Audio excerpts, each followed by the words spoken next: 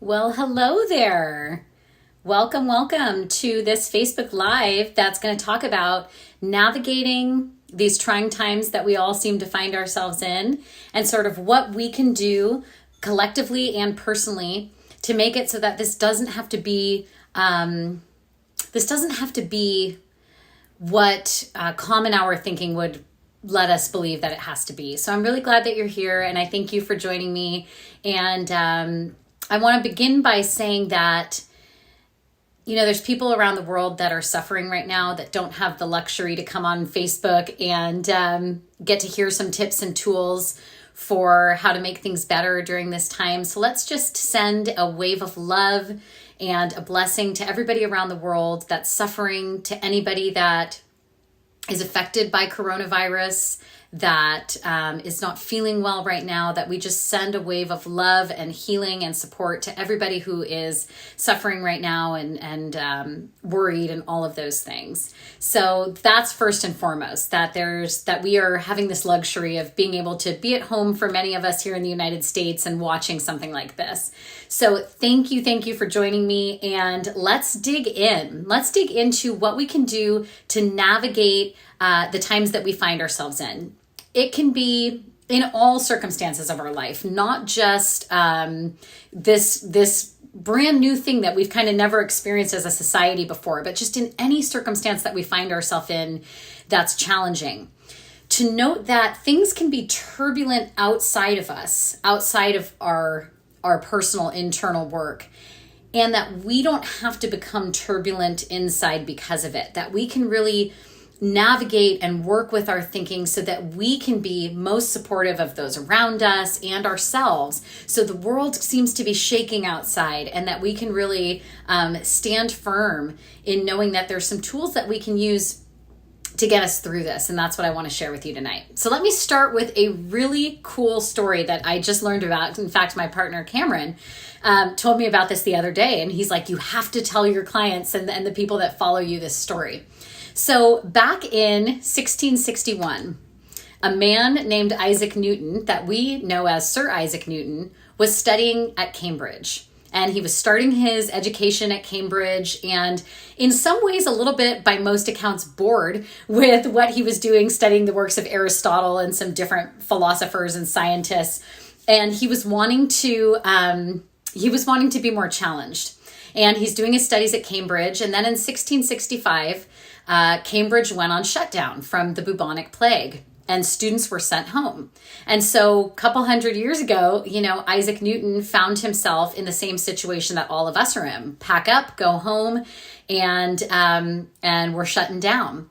So Isaac Newton goes home, and he begins to study, and he begins to do self-study, and he begins to study the work of people that he really cares about and work on his calculations. And three main things came out of that 2 years of self-study time that Isaac Newton had, which began with an ask to go home in order to stop the spread of the bubonic plague. So Isaac Newton's laws of motion that we know, and gravity, the apple falling from the tree, happened during that time he was on quarantine.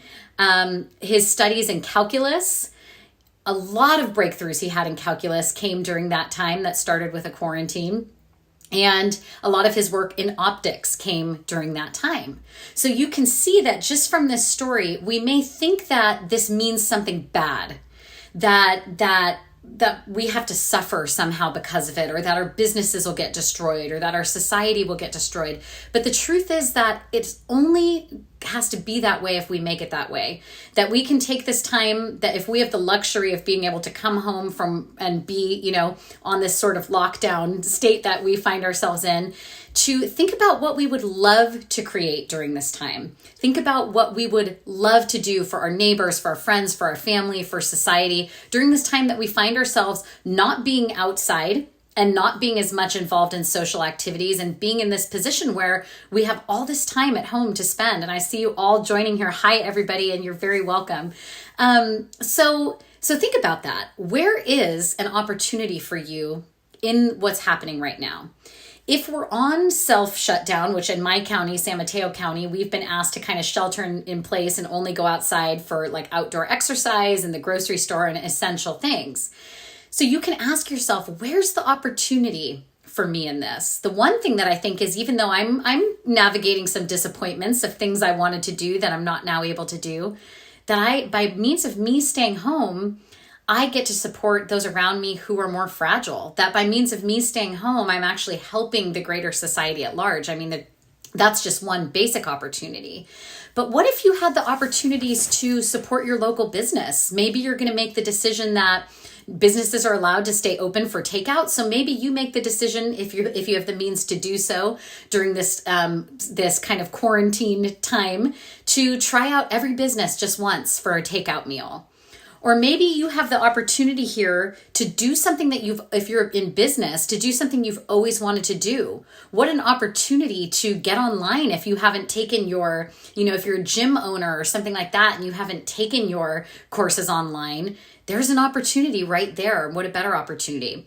If you've had a dream sitting on the shelf for a long time, what better time than now to take it off the shelf and dust it off and work on it while you have this time where you're not commuting or driving or out and about. So really going inward, because only you can know what the opportunity is for you, and seeing what opportunity does this bring. Maybe you've always wanted to play the piano, so you're gonna get out your keyboard and you're going to get an app that teaches you how to play, and you're going to use some of this extra time to do it. Or if you're home with your kids and you weren't expecting that, you were never expecting to have to homeschool, what if you look back with gratitude that something as awful as a virus actually created the result that you got to stay home and teach your kids? Maybe something that you'll look back on 10 or 20 years from now and feel very thankful for that time. So just think about what this could mean to you, what good this could bring to your life. And when your mind wants to wander to how this could be horrible, to make no agreement with lack and only make an agreement with what this may bring to your community at large, how people can come together and what it means to you. I know one of my dreams and goals for a while now has been to write a brand new program for my clients. And I made that decision a couple weeks ago. And then I thought, wow, now I'm going to have all this time at home that supports me in writing that material. So I invite you to lean in that way. So there's an opportunity here to help others, to be of service, to think about your own gifts and talents and how you might contribute those to the greater society at large right now. The other thing I'd like to share with you is how to navigate disappointments during this time.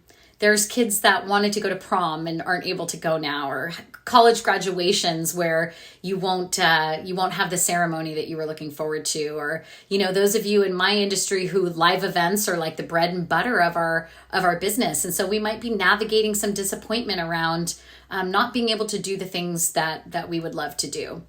And so I want to share something that my mentor has taught me. She says this: it's okay to have a pity party. Don't try to not feel your human emotion, to feel, a sense of loss for what maybe you had a trip planned and you can't go or something like that. But to honor that part of you that, is disappointed, and to let the human side of your nature, have its moment there. Let me just share briefly that you can think of our nature as humans as like a plus sign or a cross. You've got the human side of your nature it's going this way. It's got a nervous system and feelings, the full spectrum of feelings from grief all the way to loving, chocolate ice cream and the ocean and movies. And so we've got this human emotion, this part of us that's really circumstance driven. And then we've got this more infinite side of our nature. For many of you, I might call it my connection with God. You might call it universe, spirit, whatever you call it, but it's infinite in nature. It was with us before we were born, and it'll be with us once this body's laid down. Because as we know from physics, energy cannot be created or destroyed. So there's this infinite side of you that can actually observe your thoughts. I mean, think about it right now. Who is it in you that can feel your feet in your shoes and can notice your thoughts and can notice if you're cold or if you're hot? Who is it in you that can feel a feeling and observe that feeling? There's the spirit side of you. And so in navigating disappointments, we want to work with both sides of our nature, this human side, and then you can think of the vertical part of the cross as the infinite side. So let the human side of you have a moment to feel disappointed and to have a pity party and, to feel like, oh crap, I didn't want to have my kids at home for all this time or whatever. But then don't pitch a tent in that feeling. Don't pitch a tent in the disappointment. Don't live there. My mentor says a pity party, like any good party, has a beginning, a middle, and an end. So there's an end point to the pity party. So once you've kind of navigated what you're feeling, you might ask yourself, how can I do the same thing I was going to do in that live setting or that public setting? For example, a graduation party maybe you wanted to have for your kids. How could we, as this small family unit that's kind of bunkering down together, celebrate more closely and more deeply than we've ever celebrated before? Or in my case, I've got a live event coming up in May. We'll see, if it's able to have it. But if not, how can I give all the people that registered the most value I could possibly give in an online format? So not staying in the problem for so long that you lose the purpose of what that event was for. Graduation is a celebration. The other thing that you can do is have the very best party once this is all over. Make a promise with yourself that once this is all over, we're going to have the best party ever. I think of an Alice in Wonderland when the Mad Hatter celebrates an unbirthday every day. He celebrates every day that's not his birthday. My birthday's next week. I'm not going to go out and celebrate out in the world, but I'm going to celebrate at home. And then I'm going to have maybe in July or August, the very best unbirthday that I've ever had before. So think about ways that you can do the purpose that you planned to do with your travels, with parties and live events that maybe you planned in a way that feels good to you during this time. And then let's talk a little bit about navigating fear and worry and doubt. If you turn on the news for more than 5 minutes, you're going to have a feeling like the world is ending. It's like every time I turn on the news, it can be very constrictive feeling. So my suggestion for you would be to find a source that you trust where you can get the information you need. So for me, it might be the county's Facebook page. It might be coronavirus.gov, where you need to go to get information that you feel that you need to have. And then much past that, ask yourself if your involvement in what's going on is helping you and your greater community. If watching that news is helping you feel expanded and productive and inspired, or if it's making you feel scared and constricted inside. And to really start navigating what you can focus your attention on is going to have a big influence on how you're feeling inside. So if you notice that watching the news, for example, creates a feeling of constriction inside of you, you can decide to limit that. And you're not being irresponsible. You know that you're staying in. You have a news source that you can go to, but that you're not feeding the fear. It's going to do us no good to think, what if this goes on for a year? Or what if more people get sick? It's not doing us any good in the moment that we're in. So really deciding what you're going to focus your intention on and going back to those questions we asked about what would make me feel expanded in this time? How could I help my community during this time? What if we could believe that by means of this time kind of more secluded, that we make the very best growth and strides that we've ever made before? So when fear and doubt and worry starts to take over and you notice it getting to you, I want you to envision that there is an ocean storm and the waves are crashing and there's lightning and there's thunder. If a ship was on the water, it would just be going topsy-turvy, and just the worst storm ever that the ocean has seen. And that's kind of what maybe is going on outside of us right now. And then I want you to envision just maybe 5 or 10 feet down from the surface of the ocean, there's a calm, still place. Maybe 5-10 feet down, no fish, no life under there even knows that there's a storm in the ocean. It's a deep, calm, still place. And all of us have that inside of us. There's a deep, calm stillness somewhere deep inside of us. We find a connection to our higher power. We tap into that feeling of strength and stillness. And just know that all the ocean waves that are happening outside of you can never take away that deep, calm stillness that you can find inside of you. Somewhere just deep below the ocean, there's stillness, even in an ocean storm. And one of the ways that you can navigate that is to take a deep breath in through your nose and hold, and then out through your mouth like you're blowing through a straw. And if you breathe that way, as you envision yourself getting calm and still, your nervous system will get out of fight or flight and go right back into rest, digest, create, which is what we want to be in if we're going to help and support and shine our light and do things that we've always wanted to do, during this time when we're home. So returning to the breath, remembering that you have a stillness inside of you no matter what's going on outside of you. And then asking yourself, is this fear thought or worry thought I'm having actually helping me navigate this, or is it causing more constriction? And if it's causing more constriction, turn your attention to something that you do want to create or would make you feel calm. So now that I've gone through kind of everything I wanted to say tonight, I want to see if anybody wants to type in a question. So I see Cody on here. I see Crystal. Crystal said we're having fun figuring it out. I love that. Yes, it's kind of fly by the seat of our pants. Hi, Colleen. So if anybody wants to type in a question to ask me, anything that you're navigating, I'd be happy to answer questions now while we're all here live. So go ahead and type that in. And this might be an opportunity for you to just write down something that you're going to put your focus on. Maybe type in to affirm what you're going to put your focus on for the next couple weeks while you have more time going inward and less time going outward.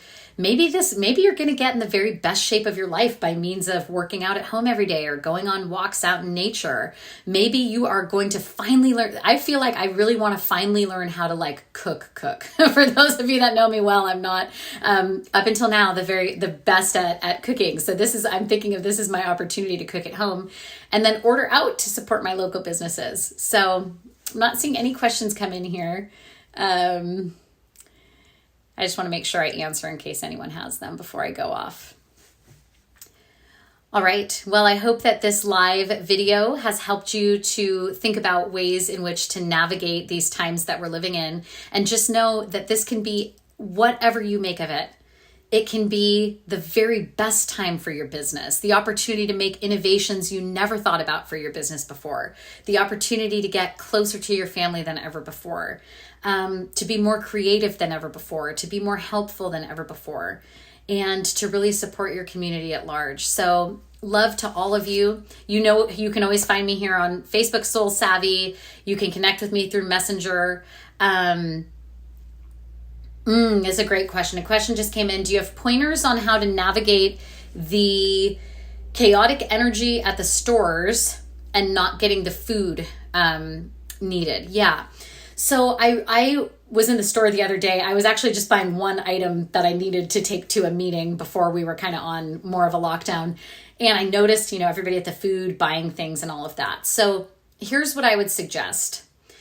That when we're in an energy that we don't feel is supportive to us, or when we're noticing other people's panic, to really take a breath in the moment and be grateful, to turn to gratitude and be grateful that when I go into the store and I see everybody panicking, instead of judging the panic or getting myself in a panic, to really bring myself to gratitude that I have the tools. I know I have tools to navigate my own energy.